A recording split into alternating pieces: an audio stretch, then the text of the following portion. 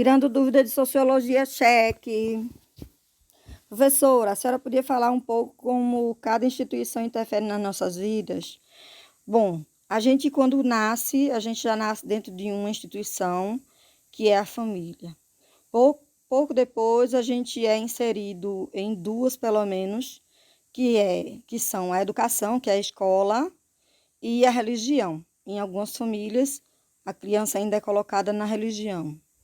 E isso interfere no nosso comportamento, claro, porque em cada uma dessas estruturas que a gente entra, em cada uma dessas instituições que a gente vai entrando em contato com pessoas, com grupos de pessoas que vão intervir na nossa forma de pensar, direta ou indiretamente, e a gente vai se construindo, né, ao longo desses contatos, ao longo dessas interações. E, finalmente, a gente chega ao trabalho, né?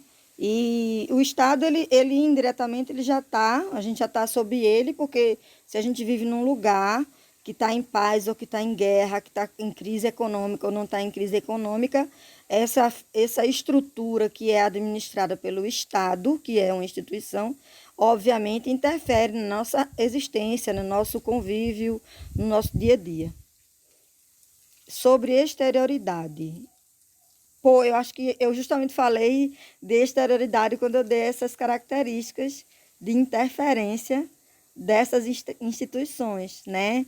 Essas instituições, elas estão elas estão fora da gente e elas interferem na nossa forma de agir, na nossa forma de pensar, na nossa cultura, mas elas são exterior a gente, tá? Eu espero que você tenha entendido agora. A gente vai ter uma aula já já. Os grupos sociais podem ser considerados partes das instituições sociais. Cada instituição social tem vários grupos. Entenda, quando eu falo escola ser uma instituição social, eu quero dizer que o ETEPLAP é uma instituição. O Joaquim Távora é uma instituição educacional. O Trajano Chacon é uma instituição. Então, em cada um desses lugares, tem vários grupos, né? E aí sim, esses grupos menores fazem parte dessas instituições. Eu dei um exemplo dos grupos de estudantes dentro de uma escola. Eu poderia afirmar que os grupos sociais, eles fazem parte, eles estão incluídos nas instituições sociais, sim, eles estão. Imagine você numa empresa. Numa empresa você faz parte de um grupo por conta da sua função, que geralmente, dificilmente é individual, geralmente tem uma equipe, e ali você é um grupo naquela equipe, certo? É uma outra forma de enxergar. Em relação à endogamia, porque é considerado incesto em todos os casos? Não é, gente, olha, incesto é quando é proibido. Quando não é proibido, a gente chama de endogamia. A endogamia, ela sempre existiu, sempre, tá? Tanto que, por exemplo, quando a gente estuda o Egito Antigo, a gente sabe que os faraós casavam entre eles, né? Com as irmãs. E isso não era considerado incesto. Quem vai começar a colocar isso como incesto, como sendo proibido, incesto é quando é proibido. Quando a endogamia é proibida, a gente chama ela de incesto. Quem vai colocar isso como incesto, casar com irmão, com pai, pai com filha, mãe com filho, irmão com irmã, vai ser justamente Moisés, que vai ter tido contato, né, com essa realidade egípcia. E, obviamente, se a gente é resultado da cultura judaico-cristã, isso interfere diretamente no nosso comportamento, na nossa forma de enxergar o mundo.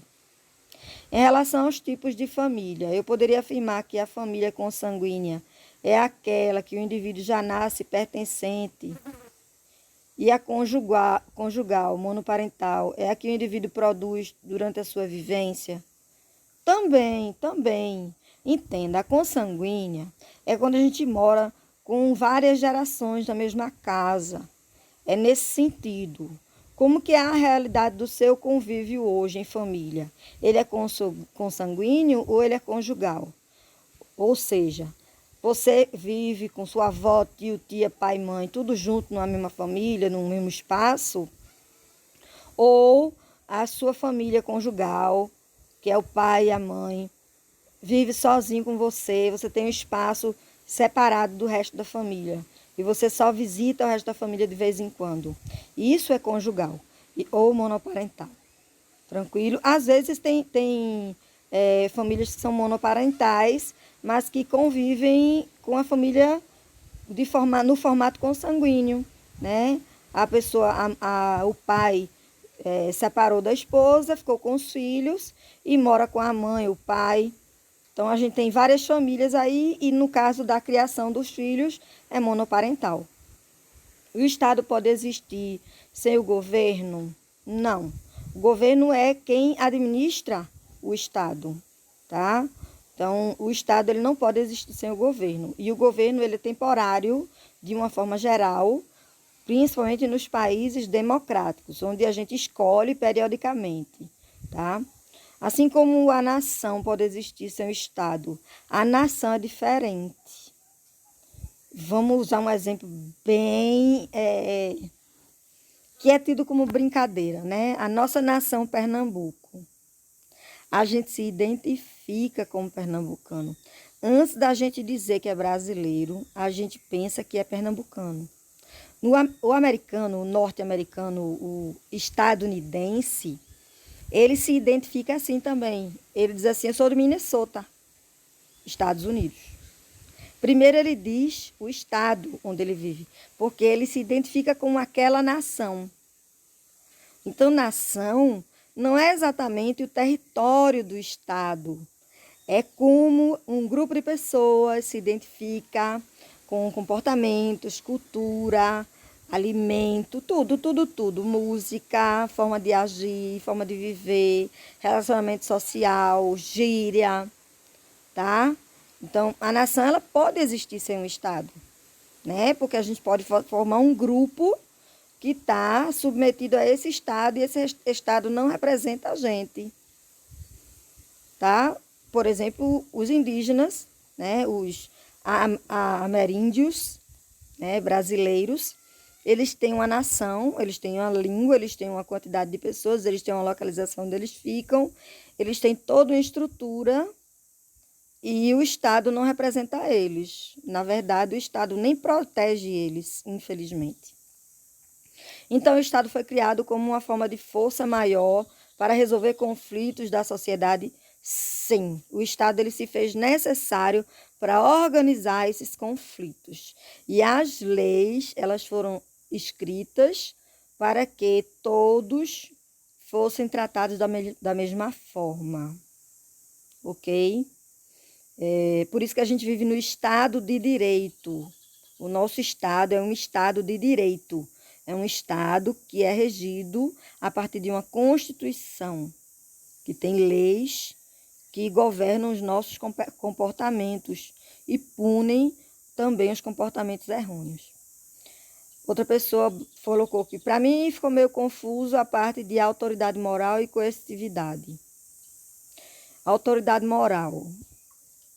A sua mãe ela tem autoridade moral sobre você. Quando ela lhe aconselha alguma coisa, você respeita o que ela está falando, né? Quando você passa na rua e o policial pede para você ficar numa posição porque ele vai fazer o baculejo, ali não é autoridade moral não, velho. Ali é coercitividade. Você vai obedecer com medo dele. A autoridade moral é quando você respeita, é quando você ouve e não precisa vir a força junto. A coercitividade vem a força junto. Espero ter dado um bom exemplo. É possível criar uma instituição social? E se sim, é necessário um grupo ou apenas um único ser? Gente, a gente tá numa realidade hoje de várias igrejas sendo criadas e elas são instituições sociais com características próprias, né? Que geralmente as pessoas chamam de as igrejas neopentecostais. Mas a gente pode dar outros exemplos. Por exemplo, aqueles grupos de pessoas que querem viver de forma natural, né? Compram um terreno e querem viver de forma, como é que se diz? Autossustentável. Então, eles não querem entrar em contato com outras pessoas fora daquela fazendinha, daquele território. Então, ali eles vão produzir o alimento deles, eles vão organizar e administrar a compostagem dos dejetos, eles vão conseguir água natural e vão purificar essa água depois de usada, eles vão dar um jeito de produzir eletricidade, tudo sem precisar entrar em contato com grupos fora daquele território. Isso é a criação de uma instituição social, né? Na verdade, de uma estrutura social completa, né? Mas é uma instituição social porque é uma forma de viver diferente, é uma forma de educar o comportamento, né? Então, esse grupo ele está criando, sim, uma estrutura completa que tem várias instituições sociais ali dentro. Então, é possível, sim. Espero que vocês tenham compreendido até a aula.